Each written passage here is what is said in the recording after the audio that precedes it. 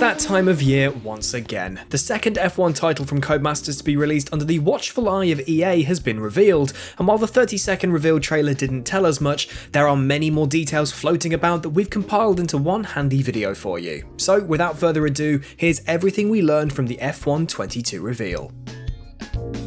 First up, as to be expected, you'll be driving the all-new cars in F1 22, featuring the dashing new liveries from all 10 teams. The developers have also said they're working on a new tyre model, improved AI, and claim the handling is more true to life, which is good to hear. You'll be able to take these new cars around all the tracks on the 2022 calendar, including the new Miami International Autodrome. Speaking of tracks, we're finally getting updates to tracks that we should have got in F1 2021. Circuit de Barcelona Catalunya is finally having its Turn 10 tweaked, and both Albert Park in Melbourne and Yas Marina in Abu Dhabi are being uplifted to match their current forms. As to whether we'll see the changed Eau Rouge and Raidillon at Spa in this year's game, we'll have to see.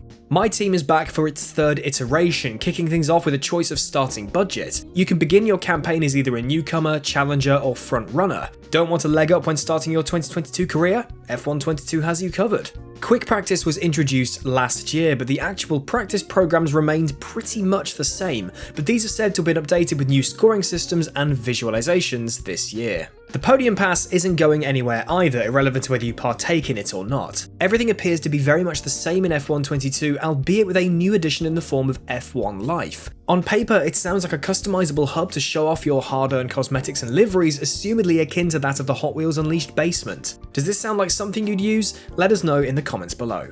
Players have been gagging for VR support in F1 games for quite a while now, and PC players rejoice. F1 22 supports VR on PC. As for whether the PS5 version of the game will support the incoming PSVR 2, we'll have to wait and see.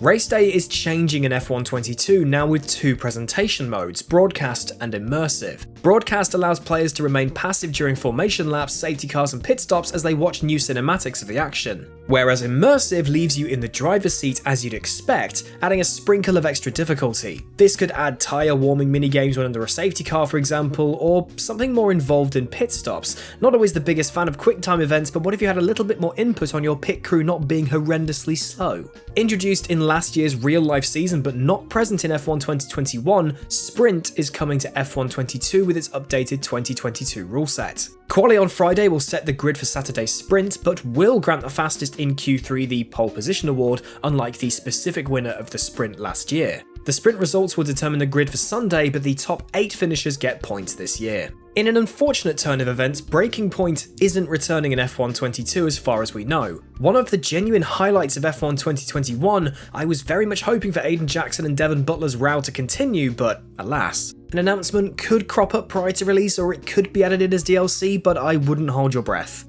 As per though, F2 will be present in F1 22. The 2021 season will be present from launch, and the 2022 season will be added in post-launch. F1 22 releases on July 1st on PC, PlayStation 4 and 5, and Xbox One and Xbox Series X and S. Two versions are available, your box standard edition which comes with the F1 Life Starter Pack and 5,000 Pitcoin, and the Champions edition which comes with the F1 Life Starter Pack, 18,000 Pitcoin, Miami Grand Prix themed content, My Team icons, 3 days early access, and dual entitlement.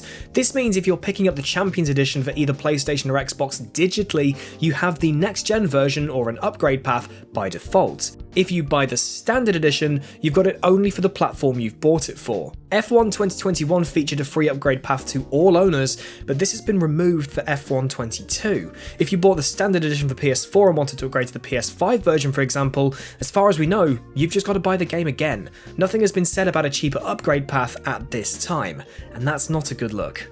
Finally, regarding cross-generational stuff, Crossplay isn't present across any version of F1 22 at this point. PC, PlayStation and Xbox players can only play with their own crowd. As for cross-generational play, only platform-specific versions can play with each other. For example, if you're playing the PS4 version of the game on either PS4 or PS5 via backwards compatibility, you can play together. But if you're playing the PS5 version and your usual teammate is on the PS4 version, irrelevant of whether it's on PS4 or PS5, you can't play together. That same principle applies to the Xbox One and Xbox Series' versions. This could change, but this is how it stands as of right now.